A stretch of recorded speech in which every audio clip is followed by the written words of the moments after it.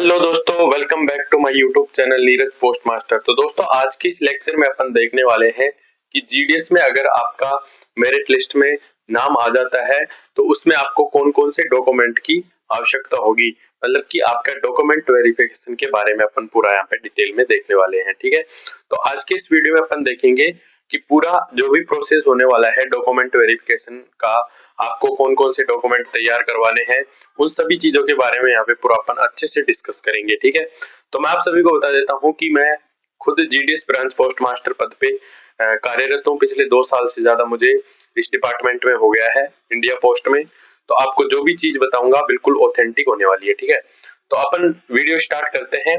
उससे पहले अगर आप चैनल पे नए हो तो वीडियो को लाइक कर देना, चैनल को सब्सक्राइब कर देना। तो पहले अपन डिस्कस कर लेते हैं कि आपको कौन कौन से डॉक्यूमेंट की वहां पे आवश्यकता होगी। ठीक है, अगर आपका जीडीएस मेरिट लिस्ट में नाम आ जाता है तो उसके बाद में आपके पास एक ईमेल पे मैसेज आएगा और उस मैसेज में पूरा आपको मेंशन किया होगा कि आपको कौन कौन से डॉक्यूमेंट लेके आने हैं वहां पे। जो जिस भी आपके सर्किल में, वहां पे जिस भी सर्किल में आपका अगर सिलेक्शन होता है तो उसके आप कौन से सर्किल के कौन से डिवीजन में यहाँ पे सिलेक्ट हुए हो, उस डिवीजन के मेन जो डिवीजन में मेन आपका जो डिविजनल ऑफिस है उसके अंदर डीओ के अंदर बुलाया जाएगा। जैसे मान लीजिए आपका राजस्थान के नागौर डिस्ट्रिक्ट में आपका नागौर डिवीजन में आपका सिलेक्शन हो जाता है। ठीक है, तो उस नागौर डिवीजन के मेन जो डिवीजन है उसका आपका डीओ में बुलाया जाएगा और अधिकारियों के द्वारा वहां पे आपका डॉक्यूमेंट वेरिफिकेशन किया जाएगा। ठीक है, तो अगर डॉक्यूमेंट वेरिफिकेशन में आपको मैं जो जो चीजें बता रहा हूँ वो आपको तैयार करवा लेनी है। तो पहला आपका हो गया है 10वीं की मार्कशीट, जो कि वेरी इंपॉर्टेंट है क्योंकि 10वीं की 10th के बेस पे आपकी वैकेंसी होने वाली है, सीधी भर्ती। ठीक है, तो पहला आपका डॉक्यूमेंट वेरिफिकेशन में मोस्ट इंपोर्टेंट डॉक्यूमेंट 10th की मार्कशीट।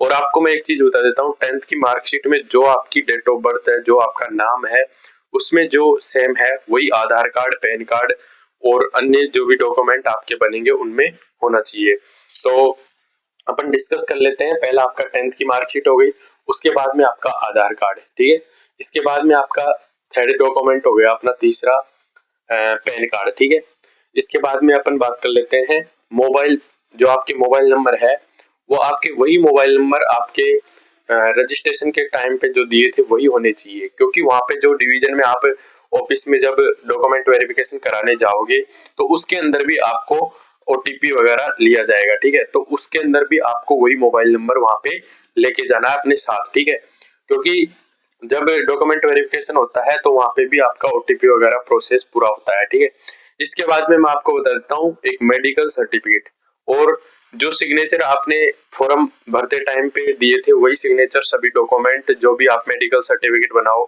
उसमें भी वही सिग्नेचर होने चाहिए, क्योंकि ये छोटी छोटी गलतियां आपका फॉर्म जो आपका सिलेक्शन प्रोसेस है उसको रोक सकती है। तो अगर आपका मेरिट लिस्ट में नाम भी आ जाता है तो आप डॉक्यूमेंट वेरिफिकेशन से बाहर हो जाओगे, अगर ये छोटी छोटी चीजों में आपने ध्यान नहीं दिया तो। ठीक है, इसके बाद में तीसरा आपका एक कंप्यूटर सर्टिफिकेट, कंप्यूटर सर्टिफिकेट भी आपको बनवाना है। ठीक है, आप अगर आपने कंप्यूटर सर्टिफिकेट पहले से आपके पास है तो वो चल जाएगा, अगर नहीं हो तो आपको बनवा लेना है। तीसरा आपको फोटो, ठीक है, आपकी खुद की फोटो भी जरूरी है।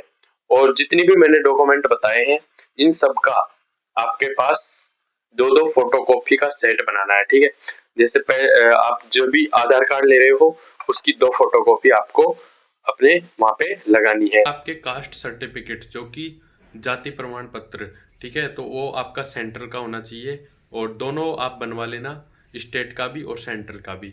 तो आप एक इम्पोर्टेंट डॉक्यूमेंट कास्ट सर्टिफिकेट, ठीक है। तो फॉर्म फिलअप किया था उसके साथ में आपने फॉर्म फिलअप करते टाइम पे एक प्रिंट आउट निकला होगा, ऑनलाइन फॉर्म फिलअप किया होगा, उसका प्रिंट आउट भी आपको जितने भी डॉक्यूमेंट है उनके साथ में उसको भी लगाना है। ठीक, तो आपको मैं बता देता हूँ कौन कौन सी गलती आपको नहीं करनी है। ठीक है, कौन कौन सी मिस्टेक आपको नहीं करनी है।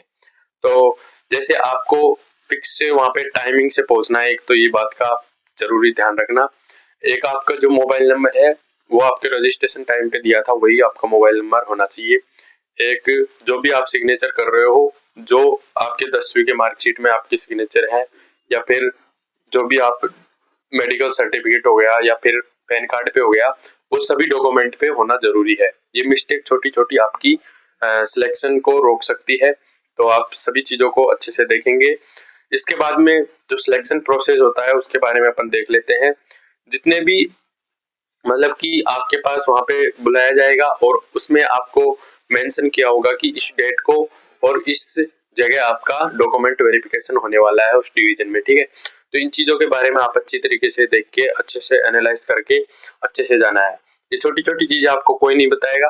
बाकी आप अपने YouTube चैनल को सब्सक्राइब कर लेना, जो भी GDS से संबंधित आपके पास अपडेट आती रहेंगी। तो अच्छी तरीके से अपना डॉक्यूमेंट वेरिफिकेशन कराइए और GDS में आपका सिलेक्शन पाइए, ठीक है। तो वीडियो को लाइक कर देना, चैनल को सब्सक्राइब